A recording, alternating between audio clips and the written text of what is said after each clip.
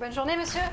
Ah, attends, ouais, merci, c'est gentil, mais que je vous rende la monnaie, hein. Mais non, gardez tout, bien sûr. 2 euros, ce n'est pas grand-chose. Oui, mais voyez-vous, c'est que j'ai besoin plus que de 1 euro pour acheter le kilo de riz que j'ai promis d'apporter aux copains ce soir pour notre dîner du mercredi. Et si vous m'en donnez 2, je pourrais pas m'empêcher d'acheter un Kinder Bueno. Et ça, c'est très mauvais pour mon diabète, hein. Et le reste, d'ailleurs. SDF, donc, mais frugal. Oui, enfin, j'essaie. Excusez-moi, mais vous m'intriguez. Je ne pensais pas que... Vous avez une voiture? Ah bah oui. Enfin non. Enfin, nous avons une voiture. Nous? Ah bah oui, une vieille Twingo, là, on est 15... Ah bah non, on est 16, à se la partager quand on en a besoin. Alors ce soir, Émilie, Patrick et moi, on s'offre une petite virée. À Vienne. Ouais, ça vous tente? C'est que ce soir, je reçois mes beaux-parents. Ah, ouais, je vois. Je compatis, hein. Alors, vous vous réunissez tous les mercredis. Oui, enfin, c'est à chacun son tour de faire la cuisine. Ce soir, c'est Éléonore qui régale, hein, avec ce qu'on lui apporte, bien sûr. Mais vous dînez où? Enfin, si je peux me permettre. Oh, bah, y a pas de mal. Vous savez donc pas ce que ça veut dire, SDF? Sur domicile fixe. Oui, fixe, mais ça veut pas dire sans domicile du tout. Hein, vous pigez? Le domicile, il n'est pas fixe. Il y a toujours un toit à partager avec un copain ou une copine. De toute façon, la solitude, hein, c'est pas bon. Pourtant, dans la journée, je vous vois souvent seul. Ah bah oui, mais là, on est au boulot. Le boulot, c'est le boulot, hein, faut pas rigoler. Excusez-moi, j'ai quelque chose à dire à Robert.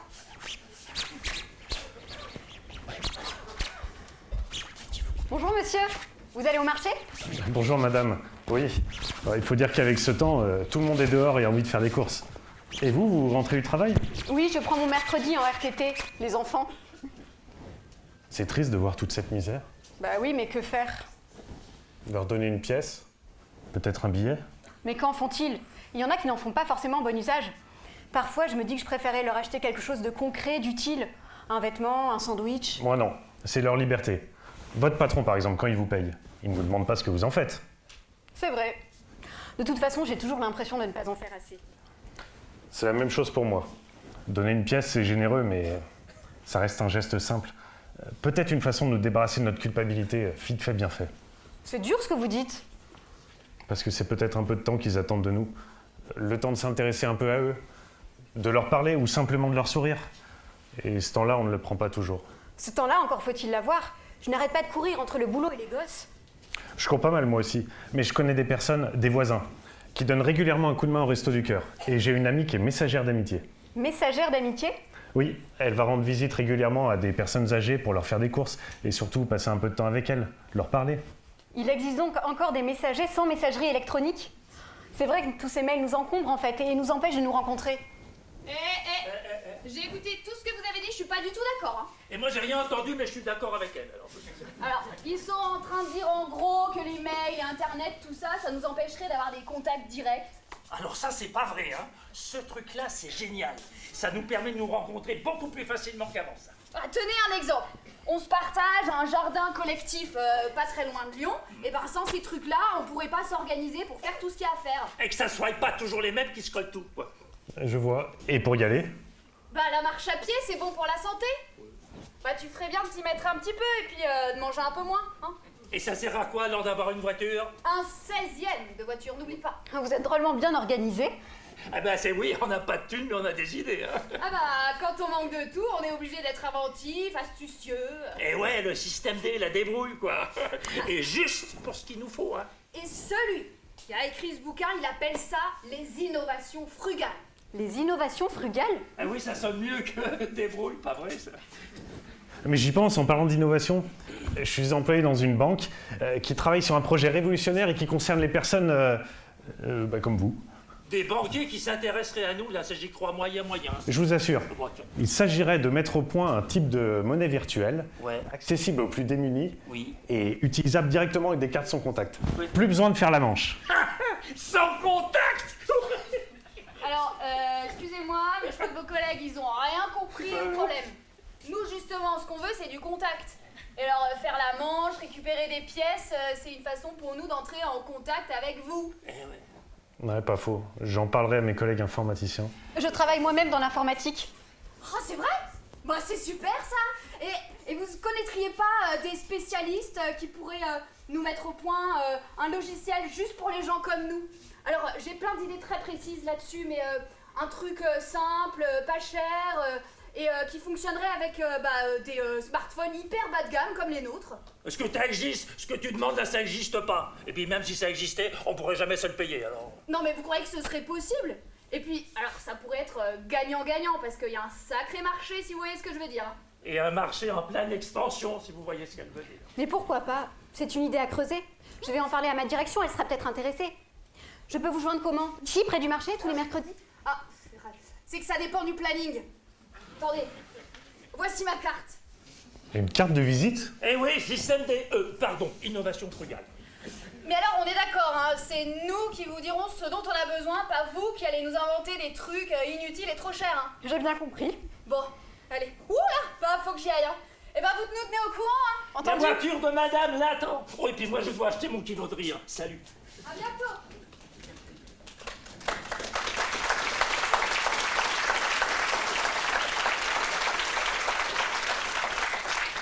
Quelle leçon? Ouais. Mon père me disait qu'il vaut mieux acheter une canne à pêche à un pauvre qu'un poisson. Ah oui, le poisson le nourrira un jour, mais la canne à pêche potentiellement très longtemps. Et ici, le pauvre nous dit, tu peux garder ta canne à pêche, nous on va inventer quelque chose qui nous convient, et là tu auras peut-être intérêt à nous aider. Ah, il y a vraiment de quoi écrire un livre. Hein. Ou une pièce de théâtre. Pour le livre, je crois que c'est déjà fait. Mais pour la pièce, je peux en parler ce soir à la troupe d'amateurs dont je fais partie. Ah bon? Vous faites du théâtre? Oh, c'est incroyable, moi aussi. Mais j'y pense, le théâtre, en tout cas le théâtre amateur, c'est une innovation frugale. Comment ça?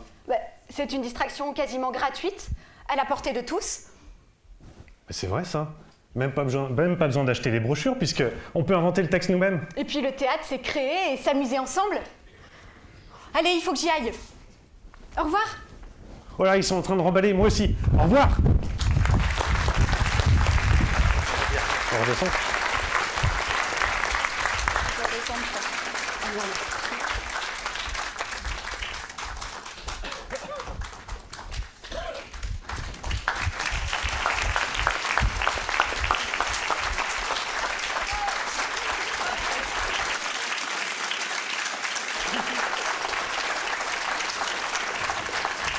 Voilà, bonsoir et merci, ça nous a fait très plaisir de jouer cette scène avec vous, devant vous, voilà. Alors je me présente, Jean-Félix Urbain. Voilà, donc je vous dis un peu comment on a travaillé. On a utilisé une méthode qui s'appelle le micro-sociothéâtre, hein, que j'ai inventé à EDF, dont j'y ai été consultant et formateur. Donc c'est une méthode qui permet, avec un groupe de volontaires, d'inventer à partir de rien, d'écrire, de distribuer, de répéter, de jouer une pièce de théâtre sur une journée. Alors bien sûr, pas une pièce de théâtre d'1h30, mais peut-être de 20 minutes, comme celle que la nôtre fait 11-12 minutes. Voilà. Alors pourquoi en entreprise?